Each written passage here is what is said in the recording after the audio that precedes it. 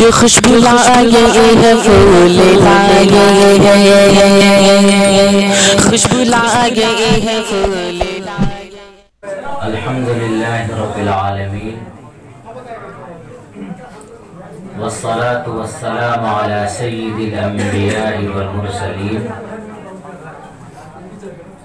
وعلى آلہ وصحبہ اجمعین، اما بعد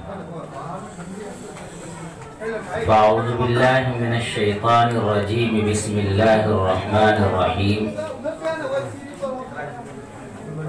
الشیطان یعدکم الفقر ویأمرکم بالفحشاء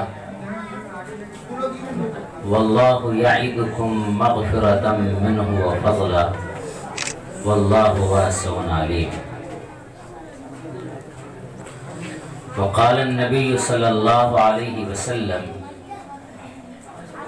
لا يؤمن احدكم حتى يكون هواه تبعا لما جئت به او كما قال صلی اللہ علیہ وسلم۔ حمد و ثنا رب ذوالجلال کے لیے اور درود و سلام آمنہ کے لال کے لیے۔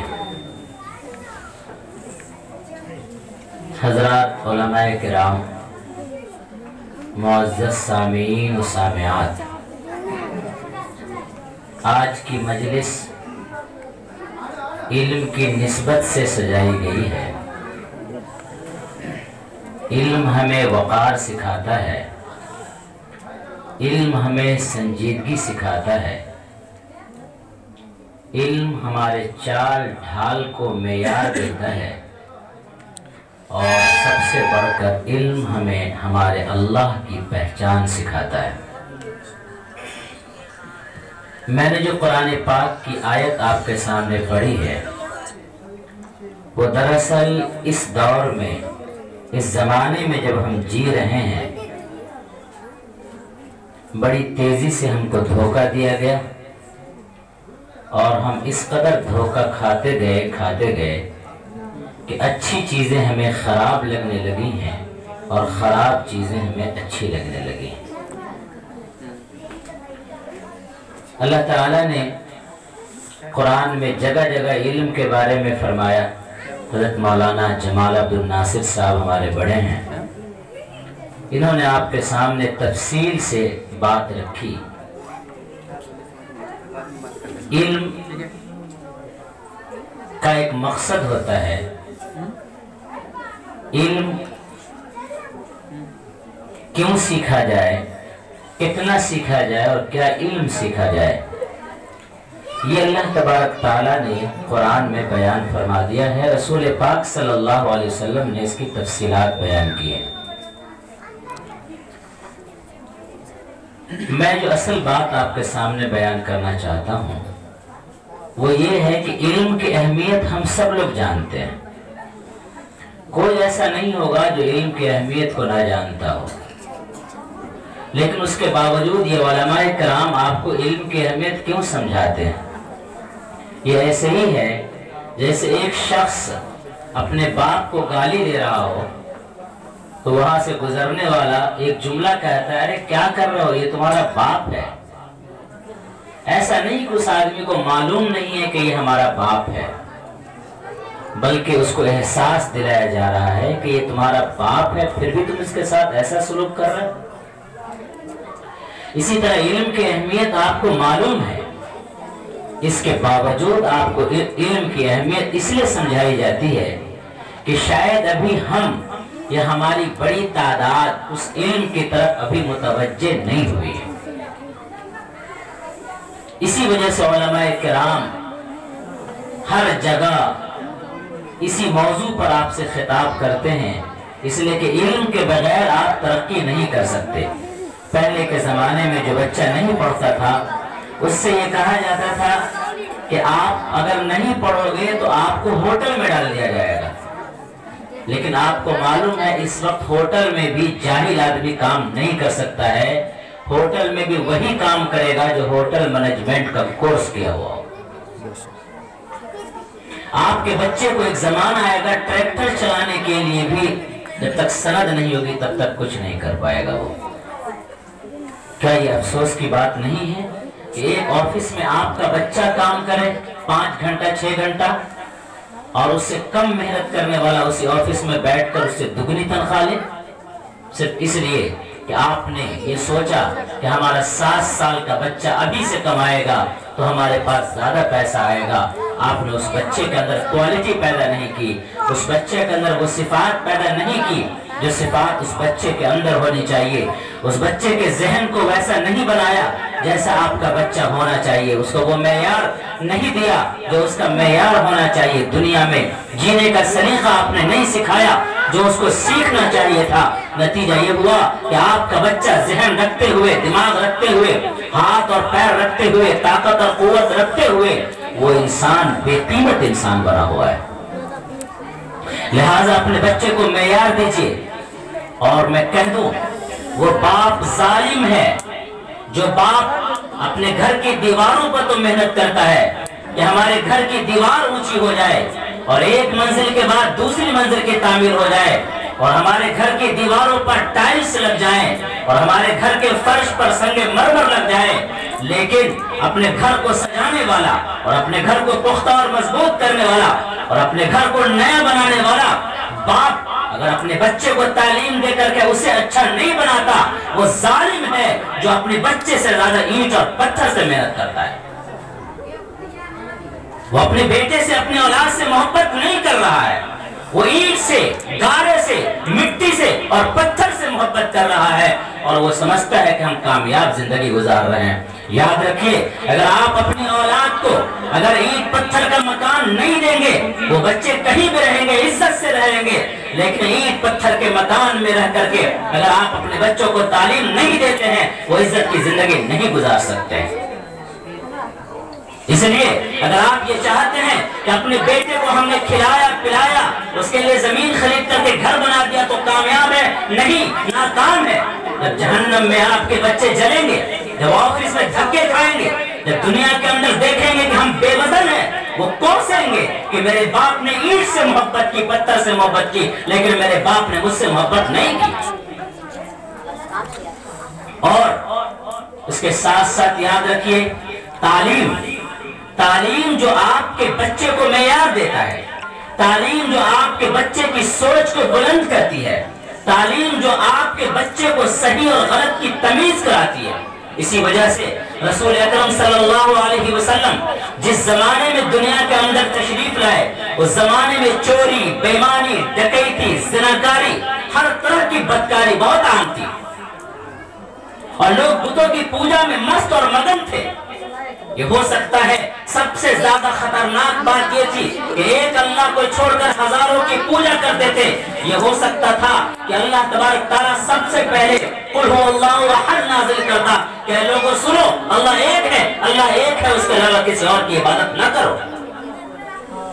لیکن اللہ تبارک تعالیٰ نے اللہ کی وحدانیت کی تعلیم پہلے نہیں دی، چوری سے بچنے کی تعلیم پہلے نہیں دی، زناکاری اور بدکاری سے بچنے کی تعلیم نہیں دی، ڈکیتی سے بچنے کی تعلیم نہیں دی۔ اللہ تبارک تعالیٰ نے اگر اپنے رسول کو تعلیم دی ہے سب سے پہلی چیز تو کہا اقرا، پڑھو۔ یہ ایسے ہی ہے جیسے ایک کمرہ ہے، اندھیرا ہے، اس کے اندر سانپ ہے، بچھو ہے، لکڑی کے ٹکڑے ہیں، شیشے کے ٹکڑے ہیں، وہاں پر گندگی پڑی ہوئی ہے۔ اگر آپ وہاں پر رسی اٹھانے جائیں گے اندھیرے میں تو ہو سکتا ہے آپ کا ہاتھ رسی کو پکڑنے کے بجائے سانپ کو پکڑ لے، اور ہو سکتا ہے کہ آپ اگر قدم رکھے تو وہاں فرش پر قدم رکھنے کے بجائے شیشے پر آپ کا پیر پڑے اور آپ کا پیر گھائل ہو جائے، تو اس کمرے سے وہ سامان باہر نہیں نکال پائیے گا بلکہ الٹا آپ گھائل ہو جائے گا۔ لہٰذا بہتر طریقہ یہ ہے جس کمرے کے اندر سانپ ہیں، کیڑے مکوڑے ہیں، شیشے کے ٹکڑے ہیں، گندگیاں ہیں، ہر طرح کی چیز ہے، ایسی جگہ پر جانے کا بہترین طریقہ یہ ہے کہ سب سے پہلے آپ روشنی کا انتظام کیجیے، ایک روشنی جلا دیجیے، آپ کو پتہ چل جائے گا۔ ایک اندھیرا کمرے میں اپنے چھوٹے بچے کو بھیجیے اور کہیے بیٹا اس کے اندر سانپ بھی ہے، رسی بھی ہے، رسی لانا ہے، سانپ نہیں لانا ہے۔ ظاہر سی بات ہے آپ کے بچے کو پتہ ہی نہیں چلے گا کہ رسی کہاں ہے، سانپ کہاں ہے۔ روشنی جلا دیجئے گا، آپ کے بچے کو اندازہ ہو جائے گا کہ سانپ کدھر ہے اور رسی کدھر ہے۔ میرے بھائیوں، اسی طریقے سے جیسے موبائل، دنیا کے اندر بے شمار ایسی چیزیں ہیں جو آپ کے بچوں کو سانپ اور بچھو سے زیادہ زہریلا ڈنک مارنے کے لیے تیار ہیں، لیکن آپ اپنے بچوں کو یہ نہیں سکھاتے ہیں کہ سانپ کون ہے اور رسی کون ہے۔ نتیجہ یہ ہوتا ہے کہ آپ کے بچے پھنس جاتے ہیں، معاف کیجیے گا آپ کے بچے ایمان تک کھو دیتے ہیں۔ ابھی دربھنگہ شہر کی بات ہے، ایک مسلم بچہ کہتا ہے کہ پہلے پارے کے اندر یہودیوں کے بارے میں کہا گیا ہے انی فضلتکم علی العالمین، کہ میں نے یہودیوں کو سارے عالم پر فضیلت دی ہے، پھر مسلمان کیسے کہتے ہیں کہ میں زیادہ افضل ہوں؟ ایک مسلمان بچہ کہہ رہا ہے، وہ بچہ جس کو علم کی روشنی نہیں دی گئی، لہذا جس نے دھوکہ دیا وہ دھوکہ کھا گیا۔ پھر اس کو بتایا گیا جس کے پاس علم کی روشنی تھی، اس نے ایک روشنی جلائی اور کہا کہ انی فضلتکم علی العالمین، قرآن میں جہاں پر کہا گیا ہے بنی اسرائیل کے بارے میں، یہ کہا گیا ہے بنی اسرائیل تمہارے درمیان کئی انبیاء آئے اور انبیاء آنے کی وجہ سے تمہیں فضیلت دی گئی، لیکن تم اس فضیلت کو برقرار نہیں رکھ سکے، اللہ کے احکام پر قائم نہیں رہ سکے، اللہ کی بات نہیں مان سکے، اللہ کے احکام کو آگے نہیں بڑھا سکے، تم نے نافرمانیاں کی، نبی کو دھوکہ دیا، نبی کے ساتھ بدتمیزیاں کی، گستاخیاں کی، اس کی وجہ سے تمہارے اوپر ضربت علیہم الذلۃ والمسکنہ، تمہارے اوپر ذلت اور مسکنت آ گئی، وباؤ بغضب من اللہ، اللہ کا غضب لے کر کے لوٹے۔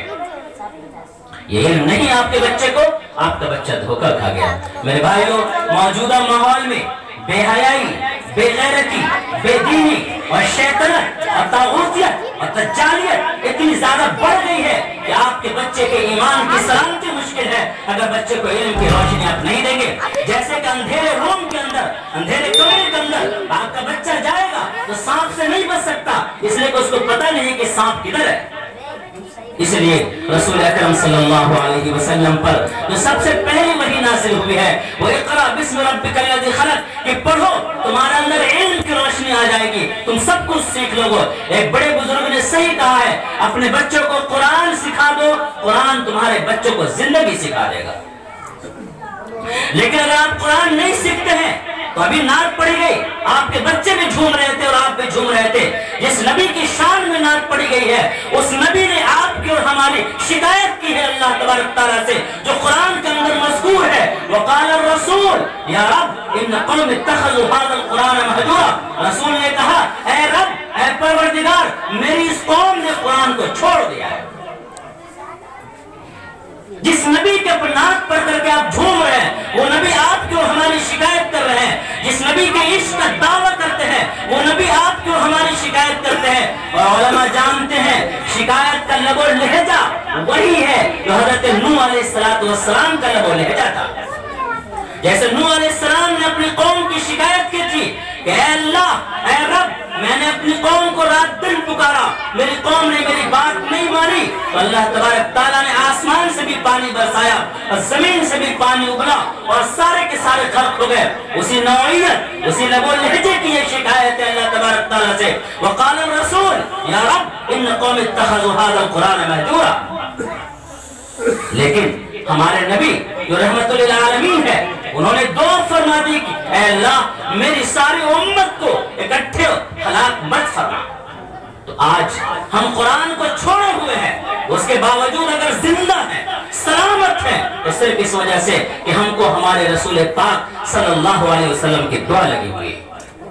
میرے بھائیوں غور کیجئے کہ رسول پاک صلی اللہ علیہ وسلم نے جو شکایت کی ہے وہ شکایت کے حقدار ہم ہیں کہ نہیں؟ کیا ہماری بھی شکایت کی گئی ہے کہ نہیں؟ تو غور کیجئے جو آدمی قرآن نہیں پڑھتا ہے وہ قرآن چھوڑا ہوا ہے۔ ہم میں سے کتنے لوگ ہیں جو قرآن پڑھتا ہے؟ میں آپ سے پوچھوں گا نہیں، اپنے گریبان میں جھانک کر کے دیکھیے تو آپ کو اندازہ ہوگا کہ ہم نے قرآن کو کس طرح چھوڑ دیا ہے۔ سال میں ایک بار شب برات میں چند حافظ کو بلا کر کے گھر میں قرآن پڑھا دینا، یہ قرآن کو پکڑنا نہیں ہے، قرآن کو لینا نہیں ہے۔ قرآن پڑھنا اور قرآن لینا وہ ہے، آپ قرآن کو پکڑنے والے اس وقت بنیں گے جب روزانہ آپ قرآن پاک کی تلاوت کریں گے۔ اگر روزانہ قرآن پاک کی تلاوت نہیں کرتے ہیں تو آپ قرآن کو چھوڑے ہوئے ہیں۔ اگر آپ قرآن پڑھتے ہیں لیکن ڈھنگ سے نہیں پڑھتے ہیں، معاف کیجئے گا، جیسے ایک لڑکا چھوٹا بچہ توتلاتا ہے اور صحیح لفظ کو غلط بولتا ہے، معاف کیجئے گا، آپ میں سے بہت سارے لوگ ہیں جو بڑے ہو کر کے بھی قرآن اس طرح پڑھتے ہیں جیسے توتلا بچہ غلط لفظ بولتا ہے۔ یہ بات آپ کو خراب لگے گی، لیکن حفاظ سے اور قرآن پاک کی تجوید جاننے والے سے جا کر کے پوچھئے تو آپ کو اندازہ ہوگا جیسے ایک چھوٹا بچہ ایک لفظ کو غلط بولتا ہے تو آپ ہنستے ہیں کہ یہ چھوٹا بچہ ہے، آپ بڑے ہو کر بھی قرآن کے اس لفظ کو غلط پڑھتے ہیں۔ اگر ایسا کرتے ہیں تو آپ نے بھی قرآن کو چھوڑا ہوا ہے۔ اگر آپ قرآن پڑھتے ہیں لیکن صحیح نہیں پڑھتے ہیں تو قرآن کو چھوڑے ہوئے ہیں۔ اگر آپ قرآن پڑھتے ہیں، صحیح پڑھتے ہیں، لیکن قرآن کے معنی نہیں سمجھتے ہیں تو بھی آپ قرآن کو چھوڑے ہوئے ہیں۔ ایسی کون سی بات ہے؟ اللہ آپ سے کہہ رہا ہے اور آپ کو پتہ ہی نہیں کہ اللہ ہم سے کہہ رہا ہے۔ آپ نماز پڑھتے ہیں، اللہ اکبر سے لے کے سلام تک اللہ سے بات کرتے ہیں، لیکن آپ ہی واحد شخصیت ایسی ہے، واحد قوم ایسی ہے کہ اللہ سے بات کرتے ہیں اور آپ کو پتہ بھی نہیں کہ اللہ سے ہم بات کیا کر رہے ہیں۔ اللہ اکبر سے لے کر السلام علیکم ورحمۃ اللہ تک ہم کو اس کا ترجمہ بھی نہیں معلوم ہوتا، اور ایک میسج آ جائے اس میں 25,000 روپیہ لکھا ہو، چاہے کسی بھی چیز کا لکھا ہو، 5 آدمی سے پڑھواتے ہیں کہ کہیں کوئی پیسہ ملنے والا تو نہیں ہے، لیکن اللہ کا کلام آپ کے گھر میں اور آپ کی مسجد میں رکھا ہوا ہے۔ ایک بار بھی توفیق نہیں ہوتی کہ اپنے امام صاحب سے کہیں کہ امام صاحب ایک بار کم سے کم پورا قرآن ہم کو سمجھا دیجئے، مرنے سے پہلے یہ پتہ تو چلے کہ ہمارے اللہ نے ہمارے قرآن میں کہا کیا تھا ہم سے۔ میرے بھائیوں، ایک عورت، عیسائی عورت، وہ زندگی سے تنگ آ گئی تھی، اس کا بیٹا اس کو چھوڑ کے جا چکا تھا، وہ تنہا تھی، وہ مرنے کے لیے پھانسی کا پھندا لٹکا کر کے گلا اس میں سیٹ کر رہی تھی، اچانک اس کے دروازے پر کھٹکا پڑا۔ عورت پریشان ہوئی کہ کون ہے؟ اس نے سوچا چھوڑو جو بھی رہنے دو، پھر مر جاتی ہے۔ پھر دروازے پہ کھٹکا پڑا، عورت نے سوچا مرنے کو تو بعد میں مر جاؤں گی، پہلے دیکھ تو نہیں کہ ہے کون۔ دروازے پر عورت گئی، ایک چھوٹا سا بچہ تھا 10 سال کا، اور وہ ایک پرچہ لیے ہوا تھا اور وہ اس کو تھما دیا اور کہا آنٹی اس کو پڑھ لیجئے گا۔ اس عورت نے کہا ٹھیک ہے۔ عورت نے سوچا مرنا ہی ہے، پہلے اس کو پڑھ کے مرے۔ اس میں لکھا ہوا تھا کہ آپ کا اللہ بڑا مہربان ہے، نہایت رحم کرنے والا ہے۔ بھائی بسم اللہ الرحمن الرحیم، وہ اللہ آپ سے تعلق رکھتا ہے، وہ اللہ 70 ماؤں سے زیادہ آپ سے پیار کرتا ہے۔ اس طرح کی بہت ساری باتیں لکھی ہوئی تھی۔ اس عورت نے کہا ہم سوچ رہے تھے دنیا میں ہمارا کوئی بھی نہیں ہے، لیکن ایک اللہ ہے جو ہم سے اتنی محبت رکھتا ہے، لہٰذا اس اللہ کو ہم پہچانے کہ اللہ ہے کیا۔ اس کے بعد توحید کے بارے میں پڑھنا شروع کیا، قرآن کو پڑھنا شروع کیا، اس عورت کا تعلق اللہ سے ہو گیا۔ میرے بھائیوں، اللہ تعالیٰ نے قرآن میں کیا کہا ہے آپ پڑھ لیجئے تو آپ کا تعلق اللہ سے بے انتہا مضبوط ہو جائے گا۔ لیکن افسوس کی بات یہ ہے کہ ہم اللہ سے بات کرتے ہیں لیکن ہمیں پتہ بھی نہیں کہ ہم اللہ سے کیا بات کرتے ہیں۔ لہٰذا آپ لوگوں کو یہ چاہیے، کوشش کرنا چاہیے کہ قرآن کو آپ سمجھیں۔ ہم نے دربھنگہ شہر میں الحمدللہ اس کی کوشش کی ہے، اور خوشی کی بھی بات ہے اور افسوس کی بات ہے، ہم نے اعلان کیا کہ شہر میں پورے قرآن پاک کا مکمل ترجمہ 6 مہینے میں پورا کیا جائے گا۔ جو اس میں شریک ہونا چاہیں اپنے نام کا رجسٹریشن کروائیں۔ الحمدللہ 82 خواتین، 82 خواتین آئیں جنہوں نے رجسٹریشن کروایا اور قرآن پاک کا ترجمہ سیکھا۔ مرد حضرات ان سے 3 آئے، صرف 3 مرد۔ الحمدللہ ترجمہ قرآن ان کا مکمل ہو چکا ہے، ابھی مکمل ہوا ہے، پچھلے اتوار کو قرآن پاک کا ترجمہ مکمل کیا ہماری عورتوں نے۔ میرے بھائیوں، اللہ کا کلام آپ کے گھر میں پڑا ہے، اللہ آپ سے بات کرنا چاہتا ہے۔ آپ کا فون آ جائے ایک بار اور اگر آپ نہیں اٹھائے، دوبارہ فون آ جائے نہیں اٹھائے، 3 بار فون آ جائے نہیں اٹھائے، وہ آدمی آپ سے تعلق چھوڑ دیتا ہے۔ یا آپ کا اللہ مہربان ہے، اس نے فجر میں بلایا آپ نہیں گئے، اللہ نے تعلق نہیں چھوڑا، پھر اللہ نے ظہر میں آپ کو بلایا، پھر آپ نہیں گئے، پھر اللہ نے عصر میں بلایا، پھر آپ نہیں گئے، پھر اللہ نے مغرب میں بلایا، پھر آپ نہیں گئے، پھر اللہ نے عشاء میں بلایا، پھر آپ نہیں گئے، پھر اللہ فجر میں بلائے گا، اور جب تک آپ کی موت نہیں ہو جاتی تب تک اللہ تبارک تعالیٰ آپ کو بلاتا رہے گا۔ اتنا مہربان اللہ ہے آپ پر۔ آپ تو ناراض ہو جاتے ہیں، آپ تو غصہ ہو جاتے ہیں۔ اور میرے بھائیوں سن لیجئے، دنیا دھوکے کی جگہ ہے، اور ہر شخص آپ کو دھوکہ دینے کے لیے تیار ہے. اس لیے میں نے قرآن پاک کی آیت آپ کے سامنے پڑھی, الشیطان یعدکم الفقر, شیطان آپ کو غربت سے ڈراتا ہے کہ اللہ کے راستے میں خرچ کرو گے غریب بن جاؤ گے, مدرسے پر خرچ کرو گے غریب بن جاؤ گے, اپنی اولاد کو مدرسے میں پڑھاؤ گے غریب بن جاؤ گے, لہذا ڈاکٹر انجینئر اور فلاں فلاں بناؤ, دین کی تعلیم نہیں دلاؤ. لیکن واللہ یعدکم مغفرۃ منہ وفضلا, اللہ تبارک تعالیٰ آپ کی بخشش کا اعلان کرتا ہے اور وعدہ کرتا ہے, اور آپ پر احسان اور فضل کا وعدہ کرتا ہے اللہ تبارک تعالیٰ.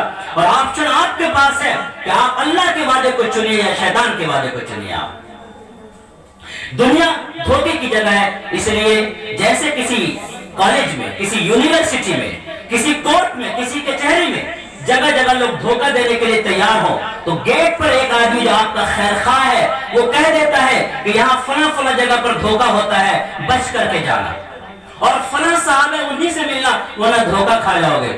اس کے بعد بھی اگر آپ دھوکہ کھا جائے تو آپ کا قصور ہے, کسی اور کا قصور نہیں ہے.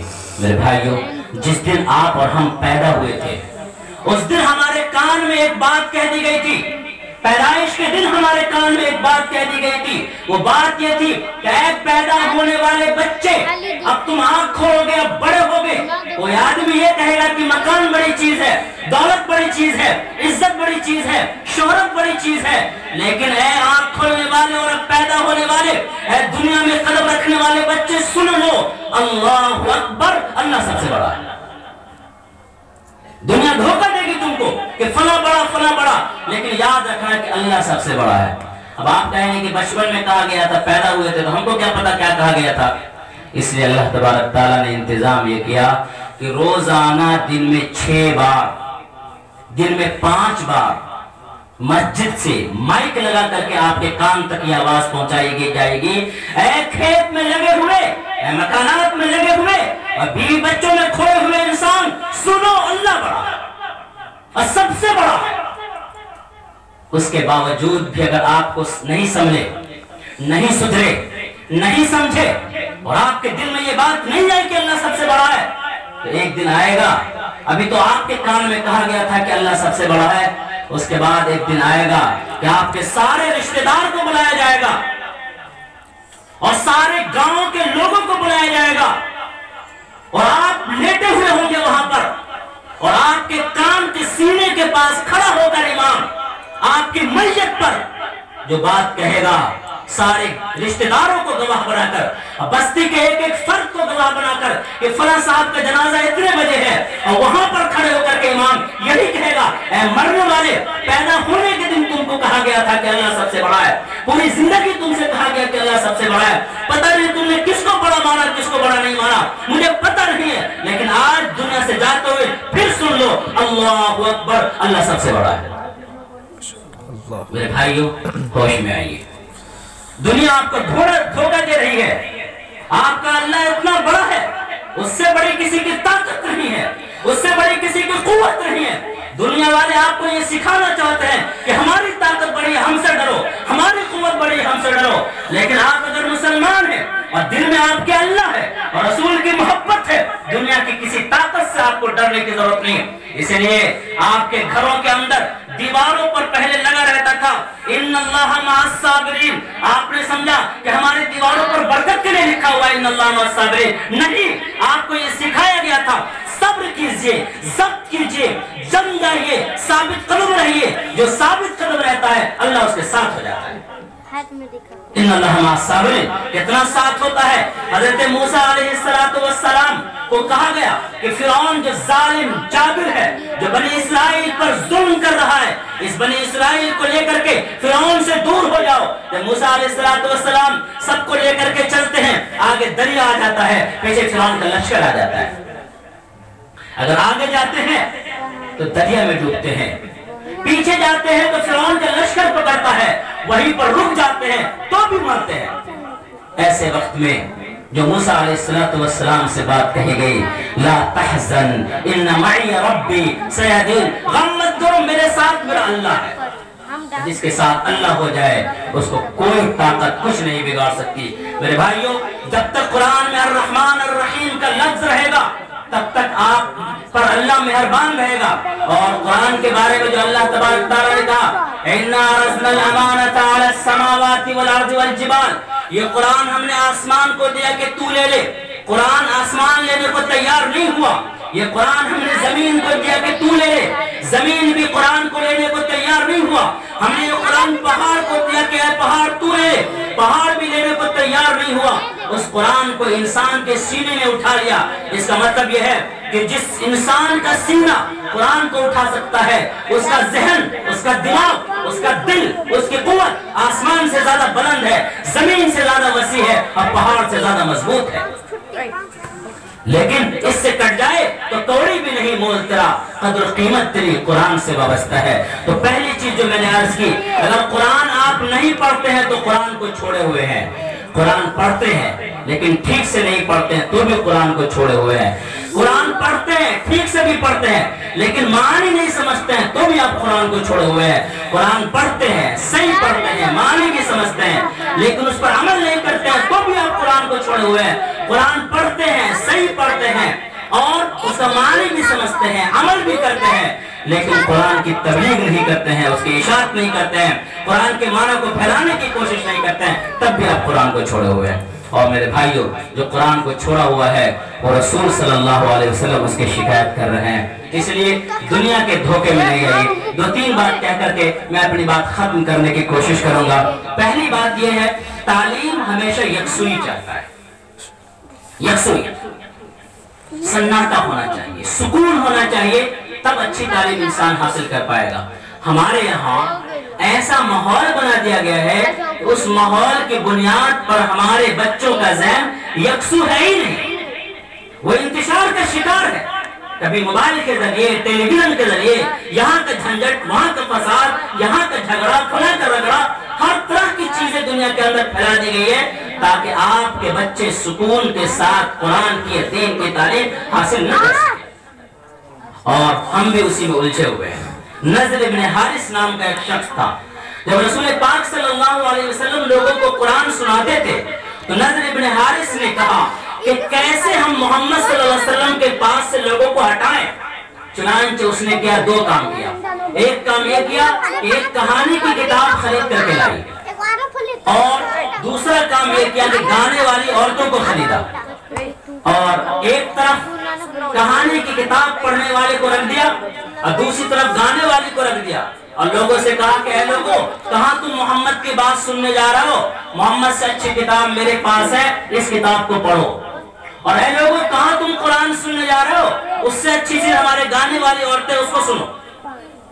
چنانچہ کچھ کافر، جو کافر محمد صلی اللہ علیہ وسلم کے پاس جا کر قرآن سن کر ایمان لا سکتے تھے، ان کو اس نے بھٹکا دیا، نضر ابن حارث نے۔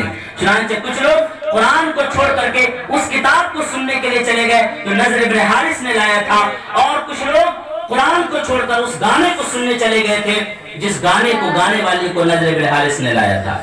یہاں پر رک کے آپ سوچئے، آپ اور ہم اور آپ کے اور ہمارے بچے کیا کر رہے ہیں؟ قرآن چھوڑ کر دوسری کتابوں میں پڑے ہوئے ہیں، قرآن چھوڑ کر۔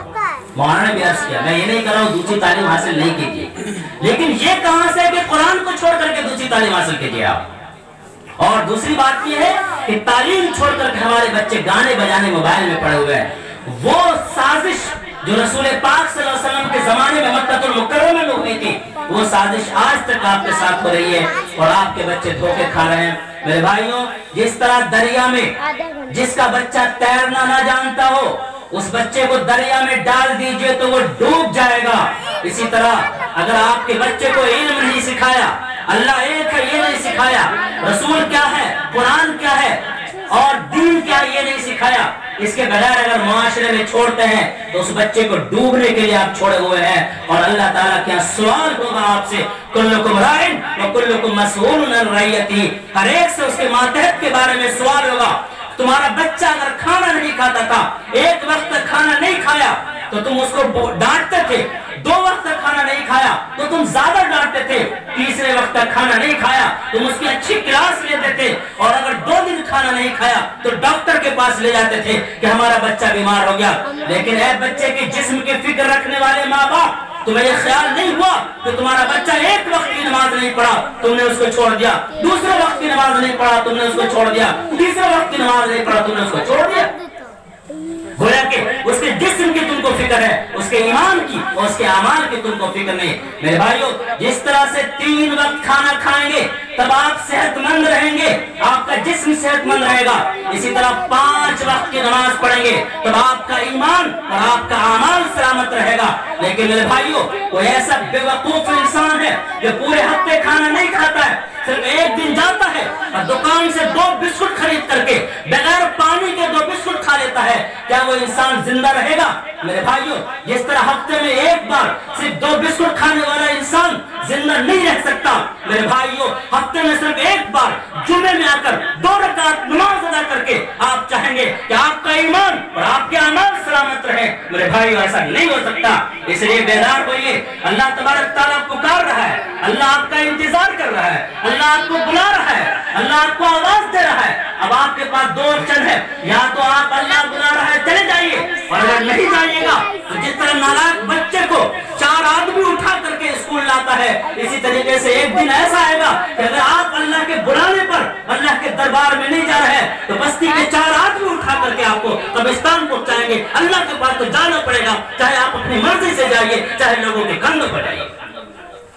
اس اللہ سے بچنا نہیں ہے, اللہ کے پاس جانا ہے, اللہ کی عبادت کر کے جائیے, اپنے اولاد کو دین کی تعلیم سکھا کے جائیے, اپنے اولاد کے دل میں ایمان کی چنگاری لگا کے جائیے.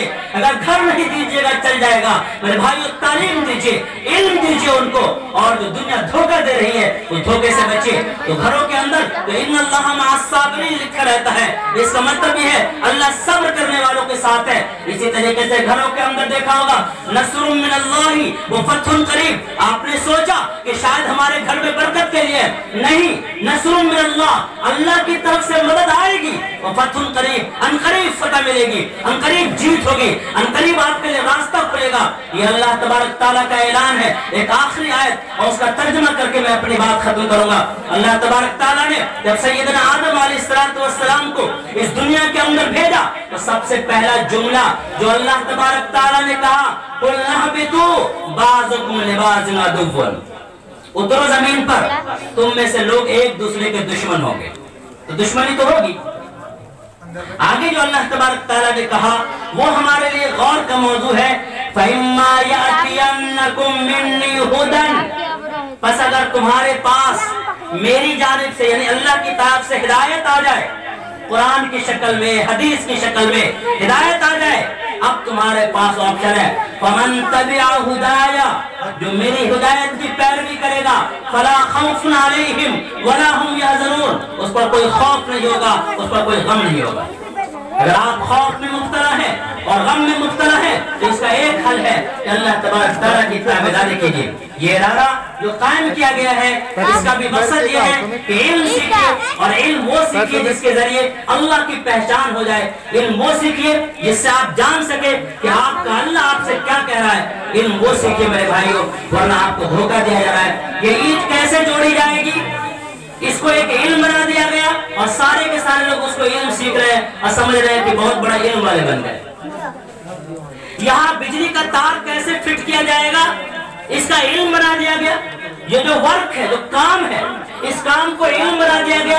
ہمارے بچے بڑی تیزی سے بجلی فٹ کرنے میں لگے ہوئے ہیں اور سمجھتے ہیں کہ ہم علم حاصل کر رہے ہیں. میرے بھائیو, علم وہ ہے جو آپ کے بچے کے ذہن کو بنائے, جو ذہن کو تیز کرے, جو اس کی سوچ کو بلند کرے, جو دنیا میں ترقی کی اس راہ دکھائے. اور علم وہ ہے جو اللہ کی پہچان کرے, علم وہ ہے جو جینے کا مقصد بتائے.